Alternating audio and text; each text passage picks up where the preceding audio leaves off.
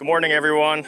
I'm firefighter paramedic Nate Lutzy with the City of Kenosha Fire Department, here to discuss some water safety tips as the weather improves and everyone's got swimming on their mind. I wanted to remind everyone just how dangerous swimming can be. Per the CDC, there's roughly 4,000 unintentional fatal drownings every year, which equates to about 11 a day. In addition, there's another 8,000 non-fatal drownings or near drownings, which equates to 22 roughly per day. Swimming can be very dangerous, although it is fun. Myself and firefighter paramedic Tyler are here today to give you guys 5 tips on water safety so that you can prevent having a disaster down at the beach. All right, guys, safety tip number 1 is that the water may not always be what it appears. Just because it looks pleasant on the surface doesn't mean that there isn't potentially a life risk. The first spot that we're going to talk about is the riptide currents that are possible at the Pikes Creek or the Pike River. Basically what a riptide is the currents that change daily due to the tides, which also change daily.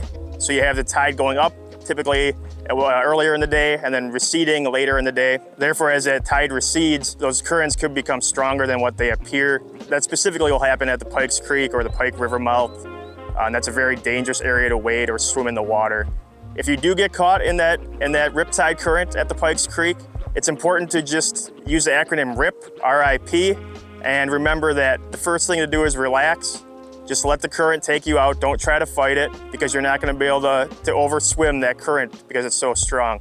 So let's relax, float on your back, which brings us to the I in RIP. The I is I need help. Shout to someone on shore, wave to them, make sure you get their attention, have them call 911 and continue to float with the current.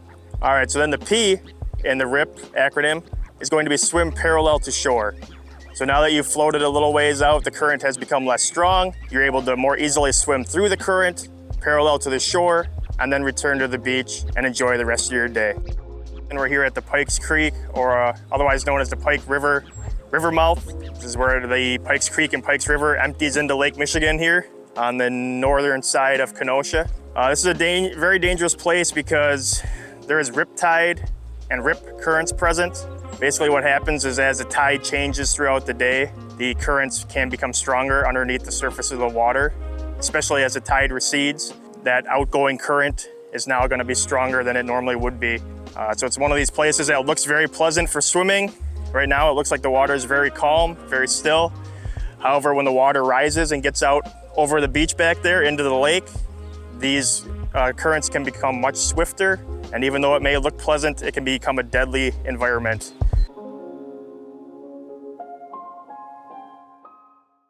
The next safety tip, which kind of goes along with the Pikes Creek or the Pikes River mouth, is the pier here in Kenosha. This is the main harbor pier. Again, you can have riptide currents, rip currents, undertow currents, and again, the water may appear nice on the surface. However, below it could be very dangerous. There is some safety measures here. If you do see someone in distress or you yourself become in distress, there's life safety rings on the pier, and there's also ladders all along the pier on both sides. So look for the ladders. You can climb up a ladder if you do end up in the water.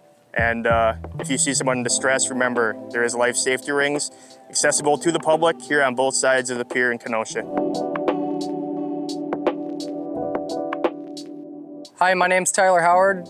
I'm a firefighter paramedic with the City of Kenosha. This is tip number 3, reach, throw, row, go. First off would be reach. If the victim's within arm's reach, go ahead and try to reach for them. You could utilize a beach towel. Sometimes there's grab poles that you could reach out to the victim. The second one would be throw.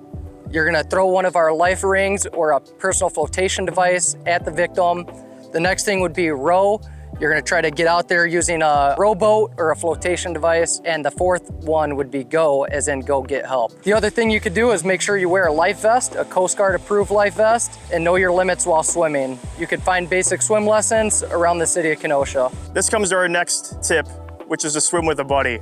A friend, a buddy, a family member, someone that's there with you. Because any of these possible situations could be prevented by having a swimming partner. Swimming alone can be an unnecessary risk that may lead to drowning or at the very least a near drowning incident.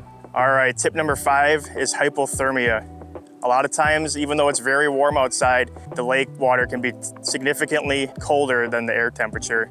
The cold water of Lake Michigan will wick away your body temperature or your body heat 25 times faster than the air. Several resources have recommended you should not even swim in waters under 70 degrees due to the potential for difficulty breathing, shortness of breath, or loss of muscle coordination. Even when the water is just 50 to 60 degrees, which sounds fairly warm, prolonged exposure for 1 to 6 hours may result in death.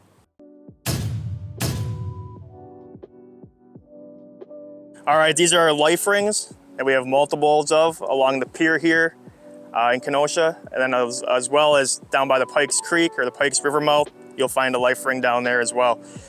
Pretty simple to use. If you see someone in distress, there's just a little red tab on here that will just break when you open it up.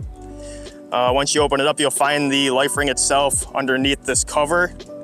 One important thing to note is that on the end of the rope that is attached to the life ring, there's another little like buoy.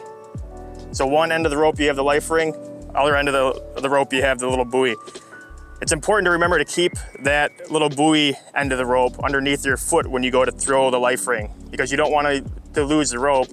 Otherwise, you'll have no way of pulling the person back in once they swim to the life ring. And again, throw it a little bit past the person in the water. That way you can pull it into them by using the rope. If you throw it too short, then you're gonna have to pull it all the way in and re-throw it. So these are our tips for how to use the life ring. Again, they're all over the pier here in Kenosha and then by the Pikes River mouth as well. So if you see someone in distress, don't hesitate to crack one of these open and give it a toss, all right?